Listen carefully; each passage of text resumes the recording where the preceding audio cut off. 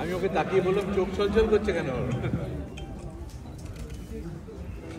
আছেন দেখতে পাচ্ছি না। হ্যাঁ, ছবি কেমন লেগেছে জিজ্ঞেস করবো?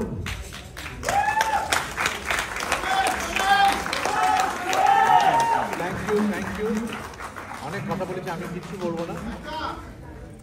এই দুজনের জন্য একটা হাততালি। এবং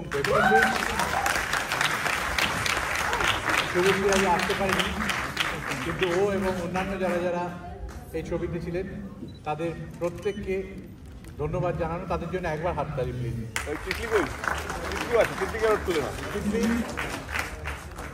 আচ্ছা, যে বাচ্চাটা বিছানায় শুয়েছিল এবং ছবির শেষে টাটা করলো, আমাদের 10 বছর অপেক্ষা করতে হয়েছে।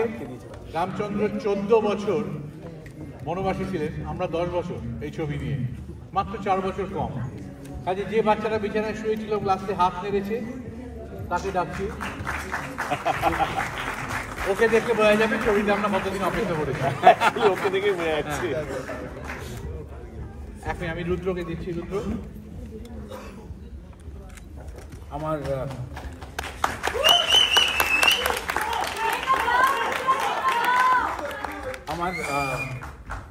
আজ কিচ্ছু বলবার নেই, কারণ আপনারা যারা দেখেছেন, আপনারা যারা ফিল করেছেন এই সিনেমাটাকে, তারা বোধহয় খুঁজে নিয়েছেন ভানুকে, খুঁজে নিয়েছেন রূপাকে, তেমনই খুঁজেছেন যোগেশকে। আমি প্রাউডলি বলতে চাই যে অতগুলো বছর আগে মেন স্ট্রিমের একদম চূড়ান্ত জায়গায় মানুষের ভালোবাসায় পৌঁছানো দুজন অভিনেতা, যেখানে অভিনয়ের ধরন, আঙ্গিক, স্টাইল প্রত্যেকটা আলাদা, সেইটাকে সসম্মানে সরিয়ে রেখে পরিচালক কৌশিক গাঙ্গুলি এবং রানা সরকারের অ্যাপিলে তারা সেই চ্যালেঞ্জটা নিয়েছিলেন বলেই এই সিনেমায় আমি দেবকে দেখতে পাইনি, আমি ভানুকে দেখেছি আর ইন্দ্রনাথকে দেখেছি। একজন শিল্পী বোধহয় একটা বড় পাওয়া, যখন তার সঙ্গে তার সহশিল্পীরা জীবন্ত হয়ে উঠছেন। না হলে উল্টো দিকের অভিনেতা কোনোদিনই জীবন্ত হয়ে উঠতে পারে না। তো আমি ধন্যবাদ জানাবো এই সিনেমায় প্রথমে দেব শুভশ্রীকে, আমার কয়েকটা যারা ছিলেন, আর তারপরেই বাকি দুলালদা, অলোকানন্দদি, পরমব্রত, চিরঞ্জিতদা এবং এই ছোট্ট তিতলিকে এখন যে বড় হয়ে গেছে সবাইকে ধন্যবাদ।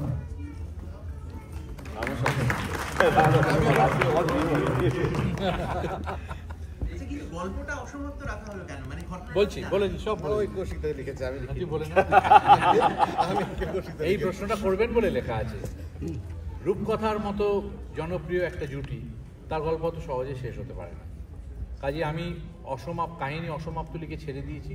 বাকি প্রযোজকরা আছেন, আমার এই ছবির দেবদেবীরা আছেন, তারা ঠিক করবেন তারা কি করবেন। আপনারা কি পার্ট 2 দেখতে চান? আসলে অবশ্যই অবশ্যই অবশ্যই।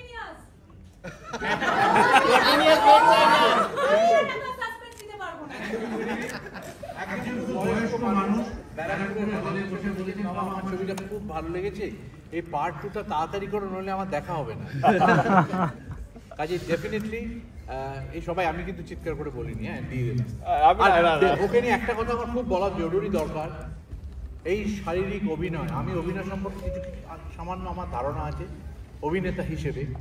এই শারীরিক অভিনয়, এই অভিনয় বা বাচন অভিনয় এবং তার পাশাপাশি এই এক্সপ্রেশন এবং এই 12-14 ঘন্টা ধরে এই ভয়ানক প্রস্থেটিকটাকে ক্যারি করার যে অসম্ভব সাইকোলজিক্যাল ট্রমা, সেইটা দেব কীভাবে করেছে আমি জানি না। তার জন্যে ওকে সত্যি একটা জোরে হাততালি দেওয়া উচিত।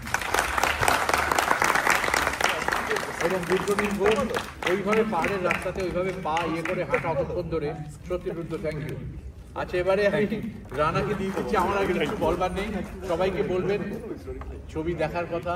এবং ধন্যবাদ জানাবো দেব এবং শুভশ্রীকে 10 বছর আগে অন্য ধারার ছবিতে এসে আমাদেরকে ওদের সাথে কাজ করতে দেওয়ার, সেই সময় দাঁড়িয়ে সুযোগ করার।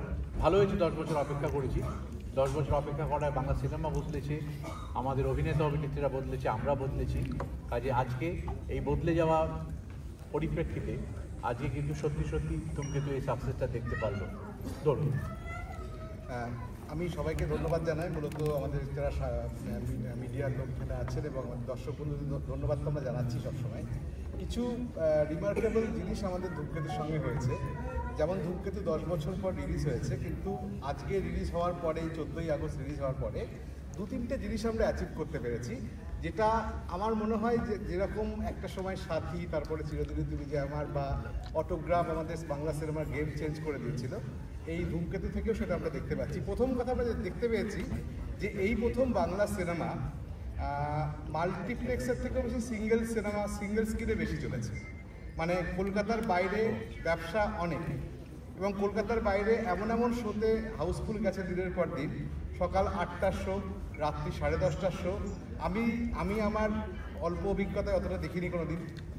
দেব শুভশ্রীর আগের সিনেমা যখন হতো পরাঞ্জয় জুলিয়ারের চ্যালেঞ্জ বা জিতের ছবি, কোয়েলের ছবি, তখন হয়তো হতো আমি জানি না সেই ফিগারটা, কিন্তু এই যে ঐতিহাসিক ফিগার, যেটা আমরা এখন ক্যালকুলেশন সিট দেখতে বসছি, নর্মালি আমরা দেখি যে ন্যাশনাল মাল্টিপ্লেক্স চেনে কত ব্যবসা হয়, তার থেকে এত বেশি হয়, ঠিক আছে? এখন আমরা যে ফিগারটা দেখছি, সেই ফিগারটা অবাক হয়ে যাচ্ছে, বেশি কলকাতার বাইরে মানুষ বেশি দেখছে। কলকাতার মানুষ দেখুক এবার, আরো বেশি করে দেখুক, যাতে আমরা 30 কোটি পার করতে পারি। তাহলে তো কি হবে আপনারা জানেন যে বক্স অফিসে 30 পার। স্লোগানটা কি ছিল তোমার? বক্স অফিসে 30 পার, দেব শুভশ্রী জুটি আবার বারবার, বক্স অফিসে 30 পার, দেব শুভশ্রী জুটি বারবার, বলছেন আসতে বলছে 30 পার হবে, দেব শুভশ্রী বারবার, দেব শুভশ্রী বারবার। ধন্যবাদ। থ্যাংক ইউ সো মাচ যারা আজকে উপস্থিত ছিলেন আমার মিডিয়া বন্ধুরা, সবাইকে অসংখ্য ধন্যবাদ। It's landmark for all of us, কারণ 10 বছর অপেক্ষা শুধু দর্শক করেনি, আমরা অপেক্ষা করেছিলাম যে কবে এই ছবিটা রিলিজ করবো, কবে মানুষদেরকে দেখাবো। আমরা প্রত্যেকেই পরিশ্রম করছি, প্রত্যেকটা পার্ট। প্রথম কথা কি, এই গল্পটাই 10 বছর আগে শুনেছি, 11 বছর আগে, 10 বছর তো শুটিং করে হয়ে গেছে। আমার কোথাও যেন মনে হয় কি এটা কোশ্চিন তো one of the best film, মানে লেখা, মানে আমি এখনো বিশ্বাস করি দেখার সময় থেকে। আই ডোন্ট নো কি ভেবে আমি হ্যাঁ বলেছিলাম, থ্যাংক গড আমি হ্যাঁ বলেছিলাম, কারণ এত ভালো ছবি আমার ক্যারিয়ার নিয়ে আমি সবসময় বলেছি this is one of my best film, this is the best film of my career. Secondly, Rana Sarkar তার is one of the visionary producer, মাঝে মাঝে একটু তার কেটে যায়, বাট লোকটা এমনি ভালো, তখনও কানা সরকার হয়ে যায়। Otherwise I think is one of those serious producer যে গল্পটা বলছে, গল্পটা মানে বাঙালি একটা বলছে। তো I really admire and appreciate his choice of script, selection of script. তো কোথাও যেন আমার মনে হয় যে হ্যাপি দ্যাট ফাইনালি আমরা বন্ধু হলাম, ছবিটা রিলিজ করলাম, এখন আমরা আরো ভালো বন্ধু হয়ে গেছি। এই মানুষটাকে নিয়ে আমি কি বলবো, মানে আমার কোথাও যেন মনে হয় যে আমার জেনারেশনে ওরা আমার ফাইনাল আছে, মানে প্রত্যেক কটা ইন্টারভিউ বলেছি যে পুরস্কার ঠিক আছে, অভিনেতাদেরই হাততালি পেলে আমাদের পেটটা ভরে যায়, মনটা ভরে যায়, পুরস্কার সেটা ফাঁকে থাকলে হবে। বাট আমার কোথাও যেন মনে হয় Rudy the soul of the film, Rudranil এই ছবিটা পুরো কি বলবো একটা পিলার, যে সমস্ত বাড়িটাকে ধরে রেখেছে, তো সিনেমাটাকেও একা ধরে রেখেছে। তো I am very happy that ওর সঙ্গে এইরকম একটা সিনেমা করা, and I look forward to ওর সঙ্গে যেন আরো কাজ হয়।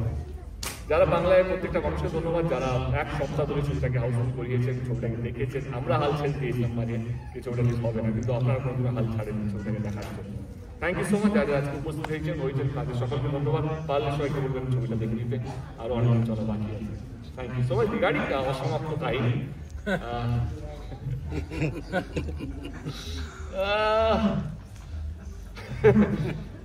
দেখি কি হয়।